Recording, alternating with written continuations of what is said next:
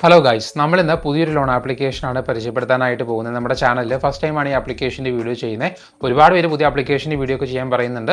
So video മുഴുവനായിട്ട് skip ചെയ്യാണ്ട് കണ്ടുകൊള്ളുക. ഏതാണ് ആപ്ലിക്കേഷൻ, എങ്ങനെ അപ്ലൈ ചെയ്യണം വേണ്ടതെന്നൊക്കെ ലാസ്റ്റ് ഞാൻ പറഞ്ഞുതരാം. സോ സ്കിപ്പ് ചെയ്യാണ്ട് വീഡിയോ മുഴുവനായിട്ട് കാണുക. ആദ്യം നമുക്ക് ആപ്ലിക്കേഷൻ്റെ ഡീറ്റെയിൽസ് നോക്കാം, അതിനുശേഷം എങ്ങനെ അപ്ലൈ ചെയ്യണമെന്ന് ഞാൻ പറഞ്ഞുതരാം. സോ വീഡിയോയിലോട്ട് പോകുന്നതിന് മുമ്പ് നിങ്ങൾ EMI കാർഡ്, പേ ലെറ്റർ കാര്യങ്ങളൊക്കെ യൂസ് ചെയ്യുന്ന വ്യക്തിയാണെന്നുണ്ടെങ്കിൽ ഈ പേ ലെറ്റർ അല്ലെങ്കിൽ EMI കാർഡ് ലിമിറ്റ് ഉണ്ടെങ്കിൽ ആ ലിമിറ്റ് നിങ്ങൾക്ക് ക്യാഷ് ആയിട്ട് കൺവേർട്ട് ചെയ്യണമെന്നുണ്ടെങ്കിൽ ഈ കാണുന്ന നമ്പറിൽ മെസ്സേജ് അയച്ചാൽ മതി. നമ്മൾ പ്രൊഡക്റ്റ് പർച്ചേസ് ചെയ്യിപ്പിച്ചുകൊണ്ട് നിങ്ങൾക്ക് അത് ക്യാഷ് ആയിട്ട് കൺവേർട്ട് ചെയ്ത് നിങ്ങൾക്ക് EMI ഒക്കെ തിരിച്ച് റീപേ ചെയ്യുന്ന രീതിയിൽ ചെയ്തു തരാനായിട്ട് പറ്റും.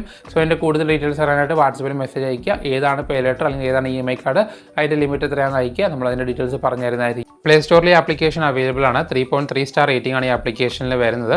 പിന്നെ ആപ്ലിക്കേഷൻ്റെ ഡീറ്റെയിൽസ് നോക്കുകയാണെന്നുണ്ടെങ്കിൽ ആപ്ലിക്കേഷൻ RB രജിസ്റ്റർഡ് NBFC വഴി തന്നെയാണ് ലോൺ പ്രൊവൈഡ് ചെയ്യുന്നത്. മെഗ്ദൂദ് മെർക്കൻഡൈൽ പ്രൈവറ്റ് ലിമിറ്റഡ് എന്ന് പറഞ്ഞൊരു NBFC വഴിയാണ് ലോൺ പ്രൊവൈഡ് ചെയ്യുന്നത്. ഇവിടെ രജിസ്ട്രേഷൻ നമ്പറൊക്കെ ഇവിടെ കൊടുത്തിട്ടുണ്ട്. താഴെ വരുവാണെന്നുണ്ടെങ്കിൽ ഇവരുടെ ലോൺ എമൗണ്ട് എത്രയാണെന്ന് കൊടുത്തിട്ടുണ്ട്. 5,000 തൊട്ട് 2 ലക്ഷം വരെയാണെന്ന് പറയുന്നുണ്ട്. ഇൻട്രസ്റ്റ് റേറ്റ് നമുക്ക് 12 തൊട്ട് 32.5% വരെയാണെന്നും ലോൺ ടെന്യൂർ നമുക്ക് കാലാവധി നമുക്ക് 60 മാസം വരെയാണെന്നും പറയുന്നുണ്ട്. പ്രോസസിംഗ് ഫീസ് നമുക്ക് അപ് ടു 5.1% വരെയാണെന്ന് പറയുന്നുണ്ട്. പ്ലസ് GST കൂടെ വരും. പിന്നെ നമുക്ക് താഴെ വരുവാണെന്നുണ്ടെങ്കിൽ പ്രീ പേയ്മെൻറ്റ് എമൗണ്ട് ഒക്കെ വരും എന്ന് പറഞ്ഞ് കൊടുത്തിട്ടുണ്ട്.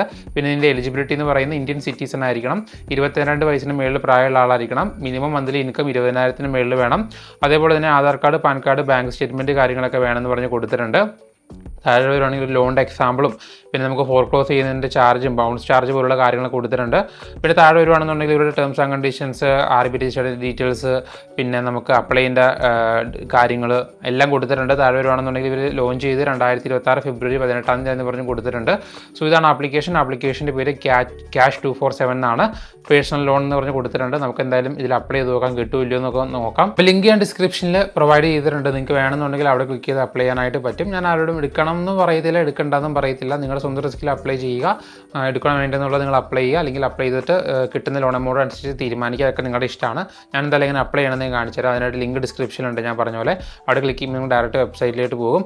അവിടെ നിങ്ങൾക്ക് ഇതുപോലെ ക്യാഷ് 24 വെബ്സൈറ്റ് കാണാനായിട്ട് സാധിക്കും. അവിടെ നിങ്ങൾക്ക് ഡയറക്റ്റ് അപ്ലൈ ചെയ്യാം. നമ്മളൊരു ലോഗിൻ ചെയ്ത് കഴിഞ്ഞാൽ ആ വെബ്സൈറ്റിൽ കുറേ ലോണിൻ്റെ ഡീറ്റെയിൽസ് കാണിക്കും. അല്ലെന്നുണ്ടെങ്കിൽ നമുക്ക് ഡയറക്റ്റ് അപ്ലൈ ചെയ്യാം. ഇവിടെ ഫസ്റ്റ് നമ്മുടെ മൊബൈൽ നമ്പർ കൊടുക്കാനാണ് പറയുന്നത്. സോ നമ്മുടെ ഫസ്റ്റ് മൊബൈൽ നമ്പർ കൊടുത്ത് അതിലേക്ക് OTP വരും. ആ OTP എടുത്തുകൊണ്ട് അക്കൗണ്ട് ക്രിയേറ്റ് ചെയ്യാനായിട്ടാണ് പറയുന്നത്. അവിടെ മൊബൈൽ നമ്പർ OTP കാര്യങ്ങൾ കൊടുത്തുമ്പോൾ ഇതുപോലത്തെ അടുത്ത പേജിലോട്ട് വരും. അവിടെ നമ്മുടെ പാൻ കാർഡിൻ്റെ നമ്പർ കൊടുക്കാനാണ് പറയുന്നത്. പാൻ കാർഡിൻ്റെ നമ്പർ കറക്റ്റായിട്ട് തന്നെ തെറ്റാണ്ട് കൊടുക്കുക. അങ്ങനെ പാൻ കാർഡ് നമ്പർ കൊടുത്തതിന് ശേഷം അടുത്ത പേജിൽ നിങ്ങളുടെ മന്ത്ലി ഇൻകമും പിൻകോഡുമാണ് ചോദിക്കുന്നത് സ്ഥലത്തിൻ്റെ, അതും കൊടുക്കുക. അത് കൊടുത്ത് മുന്നോട്ട് പോവുക. അപ്പോൾ അടുത്ത പേജിൽ നിങ്ങളുടെ എംപ്ലോയ്മെൻറ്റ് ടൈപ്പ് ചോദിക്കും. നിങ്ങൾ സാലറിഡ് ആണോ സെൽഫ് എംപ്ലോയ്ഡ് ആണെന്ന് ചോദിക്കും. പിന്നെ നിങ്ങൾ വർക്ക് ചെയ്യുന്ന ഓർഗനൈസേഷൻ്റെ പേര് ചോദിക്കും. ഈ ഡീറ്റെയിൽസ് കൊടുത്ത് കഴിയുമ്പോൾ അടുത്ത പേജിൽ നമ്മുടെ പാൻ കാർഡിലുള്ള പേരൊക്കെ അവിടെ കാണിക്കുമ്പോൾ അത് ഓക്കെ ആണെന്നുണ്ടെങ്കിൽ കണ്ടിന്യൂ കൊടുക്കുക. നമ്മുടെ ആപ്ലിക്കേഷൻ അവിടെ അപ്രൂവൽ ഉണ്ടോ ഇല്ലെന്ന് കാണാനായിട്ട് സാധിക്കും. എനിക്കിവിടെ റിജക്ഷൻ വരുവാണ് ചെയ്തത്. ഞാൻ അപ്ലൈ ചെയ്തപ്പോൾ എൻ്റെ ആപ്ലിക്കേഷൻ റിജക്ഷൻ വരുവാണ് ചെയ്തത്. കാരണം ഒരുപാട് പേര് എൻ്റെ അടുത്ത് ചോദിക്കുന്നുണ്ട്, ബ്രോയ്ക്ക് മാത്രം എന്താ ഇങ്ങനെ ലോൺ കിട്ടുന്നതെന്ന്. ഇപ്പോൾ സന്തോഷമായില്ല, എൻ്റെ ആപ്ലിക്കേഷൻ റിജക്റ്റ് ആവുകയാണ് ചെയ്തത്. എന്നാൽ ഞാൻ ബാക്കി ഡീറ്റെയിൽസ് എങ്ങനെയാണെന്ന് ഞാൻ പറഞ്ഞുതരാം. അപ്പോൾ റിജക്റ്റ് ആയില്ല എന്നുണ്ടെങ്കിൽ അടുത്ത പേജിൽ നമ്മുടെ ബാങ്ക് സ്റ്റേറ്റ്മെൻറ്റ് അപ്ലോഡ് ചെയ്യാനാണ് പറയുന്നത്. നമുക്കവിടെ ബാങ്ക് സ്റ്റേറ്റ്മെൻറ്റ് PDF ആയിട്ട് തന്നെ അപ്ലോഡ് ചെയ്യണം. അതിൻ്റെ പാസ്വേഡ് എന്നുണ്ടെങ്കിൽ താഴെ കൊടുക്കാനുള്ള ഓപ്ഷൻ ഉണ്ട്.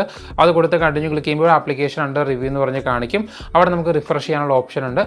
എനിക്ക് എൻ്റെ ഓർമ്മയിൽ ഞാനത് അപ്ലൈ ചെയ്ത സമയത്ത്, ഞാൻ കുറേ നാൾ മുമ്പ് അപ്ലൈ ചെയ്തതാണ്, എനിക്ക് കോൾ വന്നതായിട്ടൊരു ഓർമ്മയുണ്ട്. കോൾ വന്നതിന് ശേഷം അവരെന്തോ സാലഡ് അല്ലെങ്കിൽ കിട്ടില്ല എന്ന് പറഞ്ഞ് റിജക്റ്റ് ആവും എന്തുവാണ് ചെയ്തത്.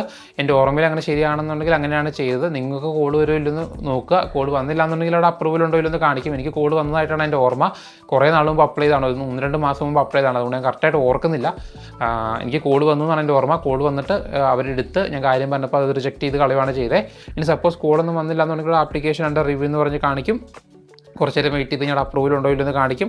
അപ്രൂവൽ ഉണ്ടെങ്കിൽ എമൗണ്ട് കാണാം. എമൗണ്ട് അപ്രൂവ് ആയി കഴിഞ്ഞാൽ അടുത്തതായിട്ട് KYC കംപ്ലീറ്റ് ചെയ്യണം. ആധാർ KYC കംപ്ലീറ്റ് ചെയ്യണം.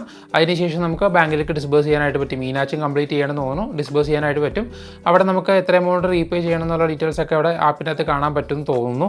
ഞാനിതിപ്പോൾ അപ്രൂവ് ആവാത്തതുകൊണ്ട് കറക്റ്റായിട്ട് എനിക്ക് പറഞ്ഞു തരാനായിട്ട് പറ്റത്തില്ല. ഞാൻ വേറൊരു വീഡിയോ 1-2 വീഡിയോ യൂട്യൂബിൽ റെഫർ ചെയ്തപ്പോഴാണ് ഈ ഡീറ്റെയിൽസ് കണ്ടത്.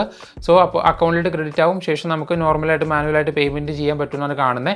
ഇപ്പോൾ എടുത്തൊരാളുടെ യൂട്യൂബ് വീഡിയോയുടെ ഒരു ക്ലിപ്പ് ഞാൻ സൈഡിൽ കാണിച്ചിട്ട് 5,000 എടുത്തു, 6,700 റീപേ ചെയ്യാൻ പറഞ്ഞാണ് കാണിച്ചിരിക്കുന്നത്. അതായത് ഏകദേശം ഒരു മാസം കൊണ്ട് 1,700 ആ റേഞ്ചിലായിരിക്കും ഇൻട്രസ്റ്റ് വരുന്നതാണ് കൊടുത്തിരിക്കുന്നത്. ഇത് എല്ലാവർക്കും സെയിം ഒന്നും ആയിരിക്കത്തില്ല.